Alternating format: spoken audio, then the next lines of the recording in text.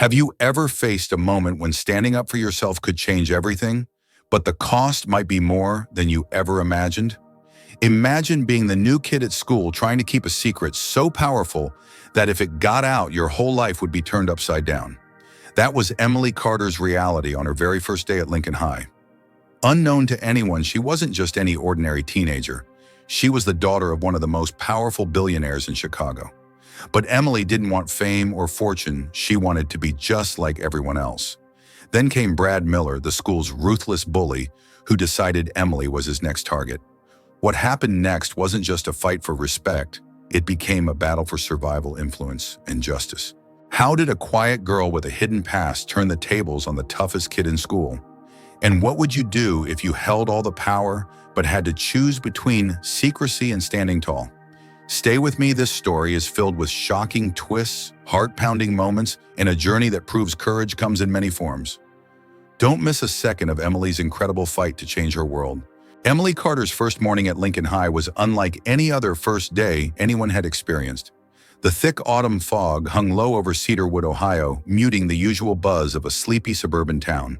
But inside Emily, a storm was gathering, quiet, intense, and far from ordinary. She walked the crowded hallways with an unassuming presence. Jeans, a gray hoodie, and her chestnut hair tied back in a simple ponytail.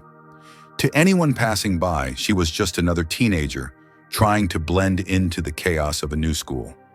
But beneath that unremarkable exterior was a secret she guarded fiercely. Emily was the daughter of Robert Carter, a tech mogul whose empire spanned continents and whose name commanded respect and fear in boardrooms across Chicago. Emily didn't want anyone at Lincoln High to know who she was. She wanted to live a normal life, attend classes, make friends without the shadow of her father's fortune hanging over her.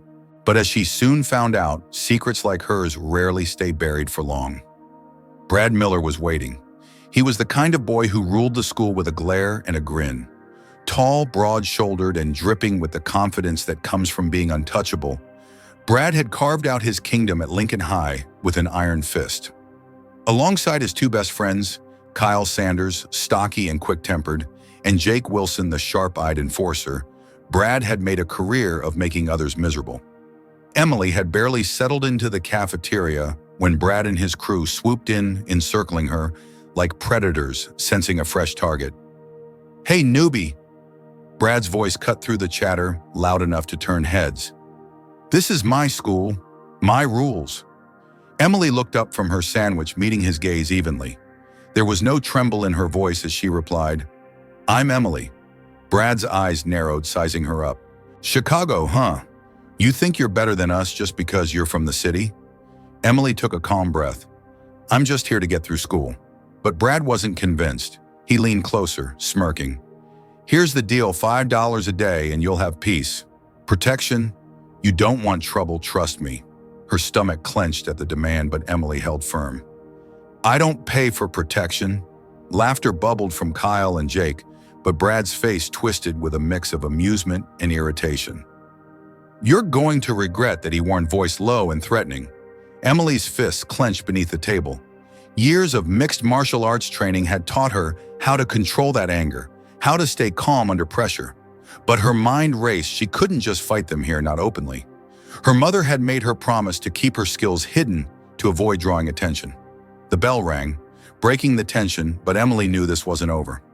Over the next few days, the harassment escalated. Kyle shoved her into lockers between classes. Jake pushed her hard enough to leave bruises she hid beneath long sleeves. Brad found cruel ways to humiliate her, dumping a tray of soup onto her lap in the cafeteria, making sure everyone saw her soaked and embarrassed. Emily's anger simmered just below the surface. She wanted to lash out to show them who she really was. But each time she held back, reminded by her mother's voice that sometimes survival meant waiting for the right moment. One afternoon after classes had ended and the school emptied, Emily lingered near the parking lot. She knew Brad stayed late for football practice, often the last to leave. Her heart pounded as she spotted him alone stretching by his car. The confidence in his stance was still there, but Emily felt a spark of something new, her own resolve blazing brighter than ever. She stepped forward, voice steady. "Brad." He turned, surprise flickering across his face. "What are you doing here? I want to talk."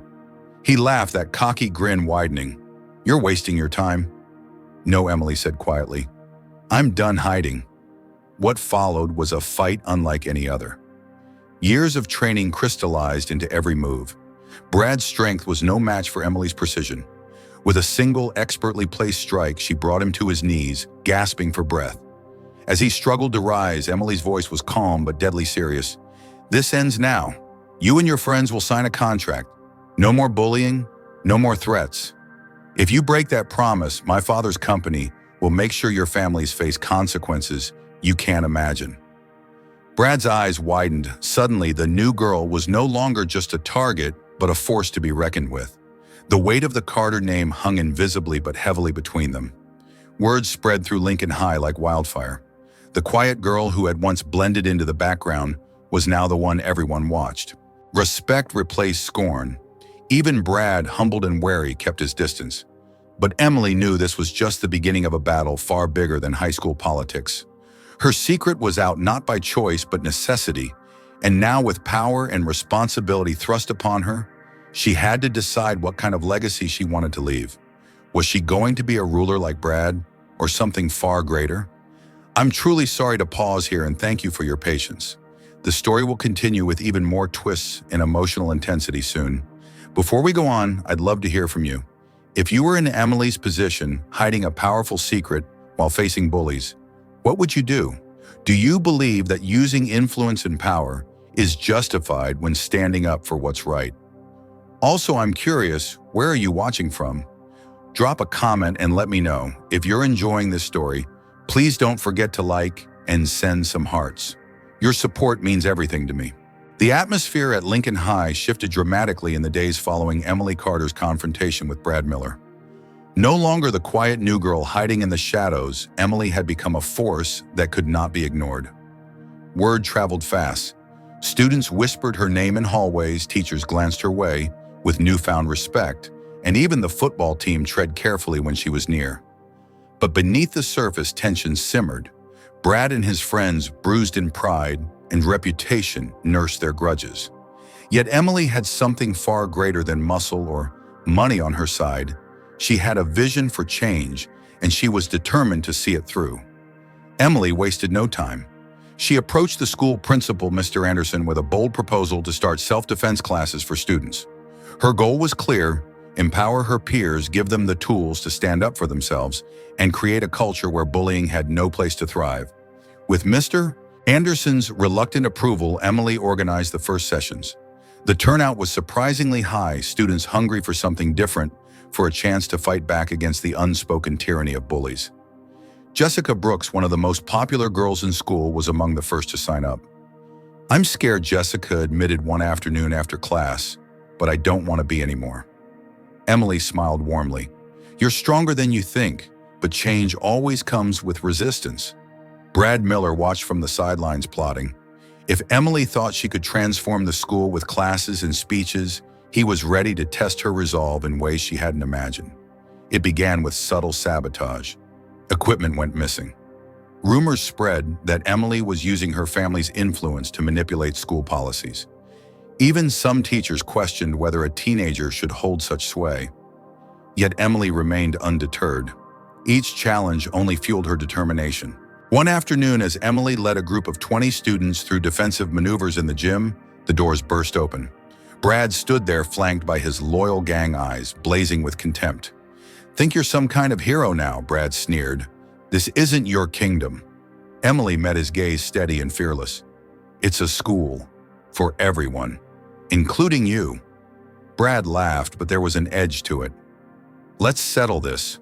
On the field, football. If I win, you shut it down.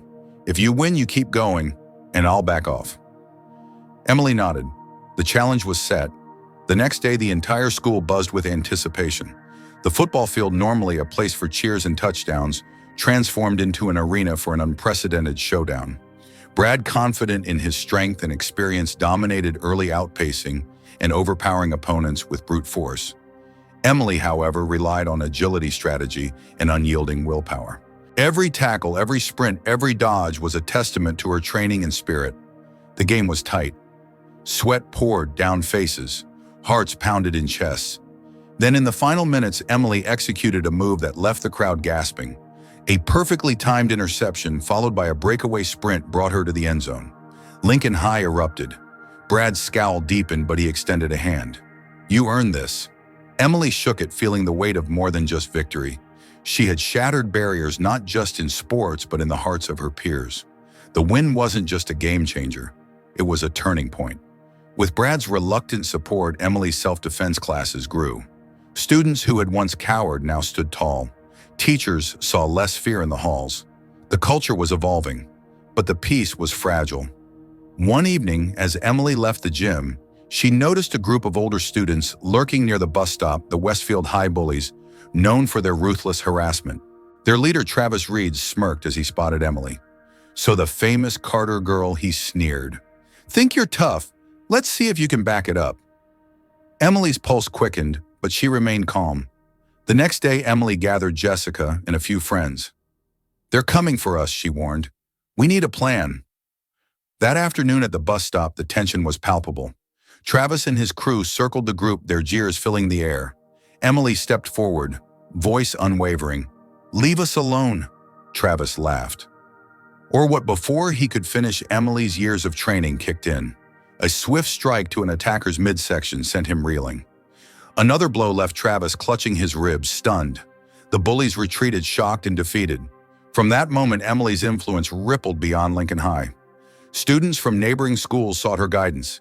Media outlets caught wind of the girl who had transformed a school and was taking on an entire district's bullying culture. Yet with fame came scrutiny. Rumors began to swirl that Emily used her father's money to intimidate others.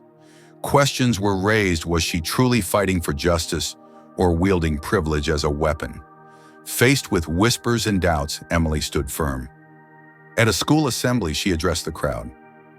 "I'm not here because of money or influence," she said, voice steady. "I'm here because I refuse to watch anyone suffer. We all deserve to be safe and respected. That's the power I choose to use." Applause echoed through the auditorium, but Emily knew the road ahead was long and filled with challenges. "I apologize for pausing the story here and truly appreciate your understanding and patience. The most intense and emotional chapters are yet to come."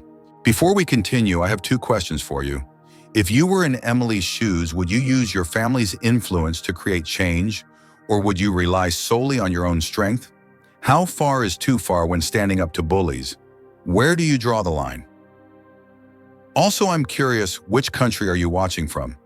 Please share in the comments. If you're enjoying this journey, please like the video and send your love. Your support means the world. The days following the bus stop confrontation marked a new chapter for Emily Carter in Lincoln High. Her victories had sparked a wave of hope among students, but as with any great change, the challenges only grew more complex. Whispers began to swirl. Not all were kind. Some claimed Emily was using her father's wealth and power to bully others under the guise of justice. Social media lit up with debates about privilege, fairness, and the true cost of standing up to bullies. Emily found herself caught in a storm far beyond the school hallways. One afternoon, she received a call that would shake her world. A formal complaint had been filed against her, allegations that she intimidated students and misused her family's influence. The school was preparing to hold a disciplinary hearing that could strip her of her leadership roles, shut down her self-defense program, and cast a shadow over everything she'd built. Despite the weight pressing down on her, Emily refused to back down. The day of the hearing arrived. The auditorium was packed: students, teachers, parents, even local media. Jessica Brooks sat front and center, eyes shining with unwavering support. The accusations were laid out, carefully worded, designed to paint Emily as a privileged bully. But when it was her turn to speak, Emily's voice rang clear and true. "I am not here to leverage my family's power to harm anyone," she began. "I'm here because I care, because I saw pain around me and chose to act. My actions were always about protecting others, about building a community where no one lives in fear." She shared stories of students who had found confidence in her classes, of friends who no longer trembled in the halls. She spoke of her father's lessons, not about power but responsibility, not about control but compassion. When the hearing ended, the room was silent. The decision was unanimous. Emily was cleared of all charges. Her programs would continue, her leadership role restored. But the victory was about more than just clearing her name. In the weeks that followed, Emily's influence spread beyond Lincoln High. She partnered with local organizations to create programs that tackled bullying and self-esteem on a larger scale. Her story became a beacon, inspiring others to stand up, speak out, and believe in their own strength. At the school's graduation ceremony, Emily stood on the stage, cap and gown glowing under the spotlight. The audience was filled with familiar faces, the students whose lives she had touched, teachers who had seen her grow, even Brad Miller, now a changed man, sitting quietly in the crowd. Emily's voice was steady as she addressed her classmates. "When I first came here, I was just trying to survive. I thought if I stayed quiet, if I hid who I was, I could avoid pain. But life taught me something else. Problems don't disappear when you ignore them. They find you, and then you have a choice to run or to fight."